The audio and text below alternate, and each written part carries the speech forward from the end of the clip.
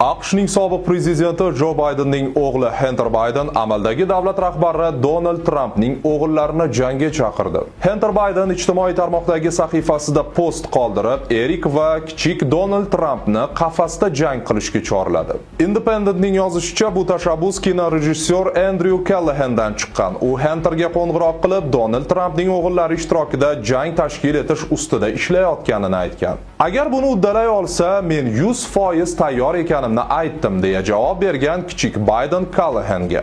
Kinorejissyor Hunterning gapini hazil deb qabul qilgan, biroq Trampning o'g'illari jangga rozi bo'lsa, tashkiliy ishlarda yordam berishga tayyorligini bildirgan. Ma'lumot uchun 2024-yilda Hunter Bayden noqonuniy qurol saqlash va soliq qonunchiligini buzganlikda aybdor deb topilgan. U 25 yilgacha ozodlikdan mahrum qilinishi mumkin edi. Oradan bir necha oy o'tgach, Jo Bayden o'g'lini afv etish to'g'risidagi farmonni imzolagan.